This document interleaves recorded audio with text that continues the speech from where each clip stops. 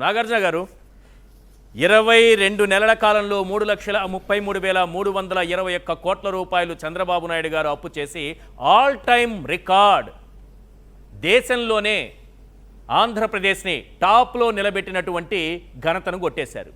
మరి తీసుకొచ్చినటువంటి ఈ అప్పంతా ఎట్టుపోతోంది. కొత్తగా ఏమన్నా పెన్షన్లు ఇచ్చారా? లేదు. ఇచ్చిన హామీలు ఏమన్నా నెరవేర్చారా? లేదు. సూపర్ 6 సంపూర్ణంగా నెరవేర్చారా? అది కాదు.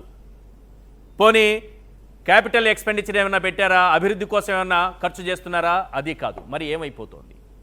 ఎటుపోతోంది?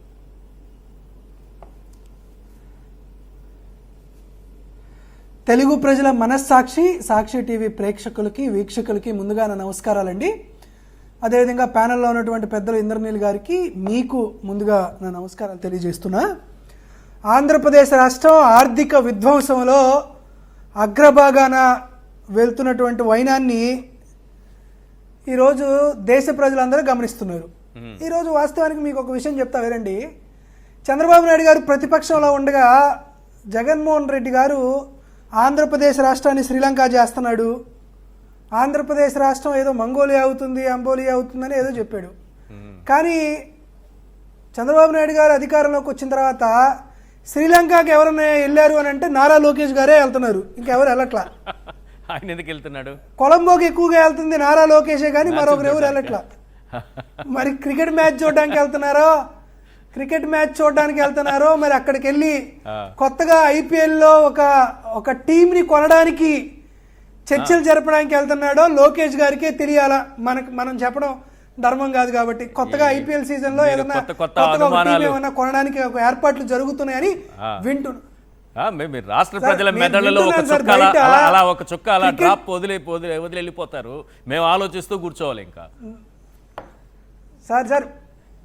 సార్ క్రికెట్లో ఐపీఎల్ సంబంధిత అంశాలకు సంబంధించినటువంటి తెలిసిన వాళ్ళు చాలా మంది కూడా ఆంధ్రప్రదేశ్ రాష్ట్ర ముఖ్యమంత్రి గారి కుటుంబం ఐపీఎల్లో ఒక టీంని కొనడానికి చాలా చర్చలు జరుగుతున్నాయి, అందుకోసమే పాపం ఈ మధ్య ఆయన బాగా ఇంట్రెస్ట్గా తిరుగుతున్నాడు అనేటువంటిది వార్త వినపడుతుంది.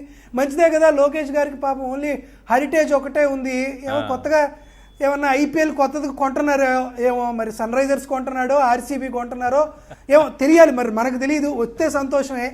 అటువంటి బిజినెస్ డీల్స్ ఏమైనా చేస్తున్నారేమో. నేనేమి ఈ అప్పులు చేసి ఆ అప్పుల్ని తీసుకొని వెళ్ళి దాంతో ఐపీఎల్ టీం కొంటున్నారని చెప్పట్లా. కాబట్టి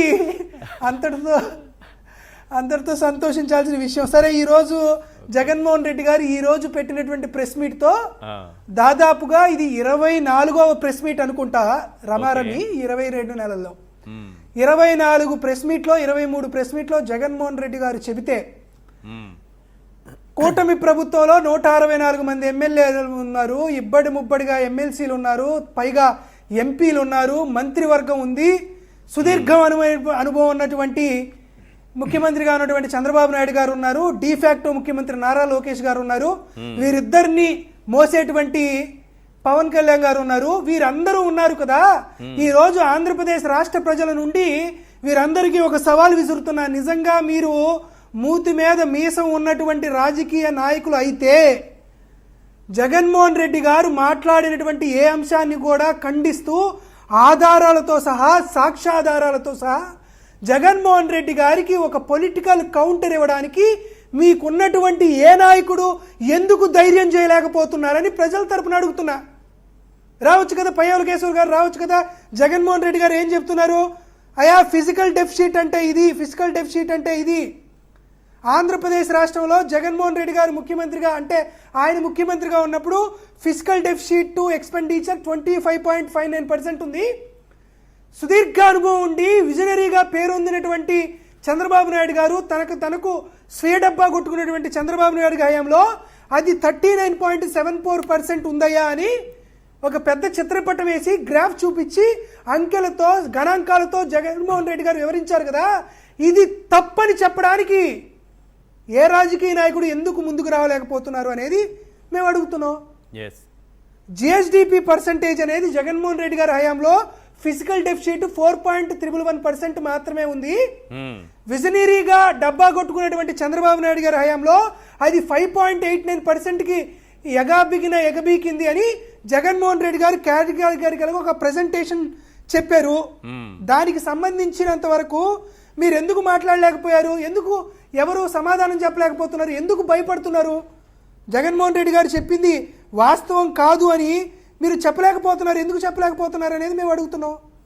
దాంతోపాటు జగన్మోహన్ రెడ్డి గారు చాలా సింపుల్గా అప్పులు అప్పులు అప్పులు అని చెప్తున్నారు కదా. అయ్యా, చంద్రబాబు నాయుడు గారు మొదటి 5 ఏళ్ళు అంటే 2014 నుండి 19 మధ్య కాలంలో ఆయన 5 ఏళ్ళు ముఖ్యమంత్రిగా చేశారు కదా. అప్పుడు పరిమితికి మించి 29,099 కోట్ల రూపాయల అప్పుని అదనంగా తీసుకొని వచ్చాడు. మేము ముఖ్యమంత్రిగా ఉండగా అంటే జగన్మోహన్ రెడ్డి గారు ముఖ్యమంత్రిగా ఉండగా పరిమితికి లోబడి అంటే ఇచ్చిన పరిమితి కంటే 12,707 కోట్ల రూపాయలు తక్కువే మేము అప్పులు తీసుకొచ్చాం. ఈ 2 ఏళ్ల కాలంలో చంద్రబాబు నాయుడు గారు పరిమితికి మించి 17,953 కోట్ల రూపాయల అప్పు తీసుకొచ్చాడని గణాంకాలతో సహా, వివరాలతో సహా, రూపాయలతో సహా, పైసలతో సహా జగన్మోహన్ రెడ్డి గారు వివరిస్తే 164 మంది ఎమ్మెల్యేలు ఉన్నారే, ఒక్కడికైనా అంకెలు రావా? ఒక్కరికైనా బడ్జెట్ లెక్కలు రావా? ఒక్కరికైనా what is the physical deficit, what is the primary deficit అనేది చెప్పలేకపోతున్నారా? What is the FRBM act అంటే జగన్మోహన్ రెడ్డి గారికి చెప్పలేకపోతున్నారా? కనీసం జగన్మోహన్ రెడ్డి గారి దగ్గరికి ట్యూషన్కైనా రండియా చంద్రబాబు నాయుడు గారు కానీ, పవన్ కళ్యాణ్ గారు కానీ, లోకేష్ గారు కానీ.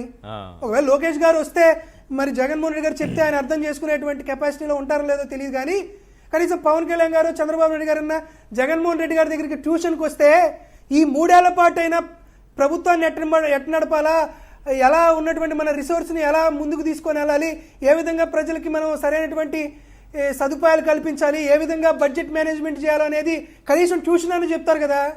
మేము దానికేం డబ్బులు ఏం తీసుకోలే. రైట్. మీరు ఎవరు ఒక్కరు కూడా మాట్లాడలేకపోతున్నారు. ఈ రోజు రాష్ట్రానికి సంబంధించి మీరు 3,31,671 రూపాయలు మీరు అప్పు తీసుకొచ్చారని జగన్మోహన్ రెడ్డి గారు చాలా కేటగిరికల్ గా చెప్పారు. అయ్యా తప్పు కాదయా, 3,31,671 కోట్లు కాదు, మేము తెచ్చింది ఇంతే అని చెప్పాల్సిన పరిస్థితిలో ఈ రాష్ట్ర ఆర్థిక మంత్రి ఉండాలి కదా.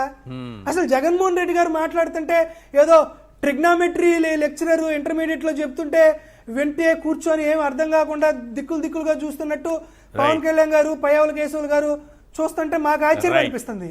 కాబట్టి ఈ రోజు కూడా మేము ఏం అడుగుతున్నామంటే మీరు పూర్తిగా ఇంకొక 24 గంటలన్నా టైం తీసుకొని జగన్మోహన్ రెడ్డి గారు ఇచ్చినటువంటి ప్రెస్ మీట్ ని సావధానంగా విని కొంచెం మీ తప్పులు గిప్పులు ఏమన్నా సర్ది చెప్పుకొని ప్రజలకు ఒక మేలైనటువంటి పరిపాలన ఇవ్వడానికి ఏదన్నా ఉంటే ఆలోచన చేయండి. అటు కాకుండా ఇంకా రాజకీయ విమర్శలు చేస్తా అంటే జగన్మోహన్ రెడ్డి గారు మిమ్మల్ని అందరినీ దిగంబరంగా కూర్చోబెట్టి బట్టలు వదిలిపెట్టి ప్రజల ముందు మిమ్మల్ని బఫూన్లు చేసి కూర్చోబెట్టాడు బడ్జెట్ లెక్కలు చెప్పి.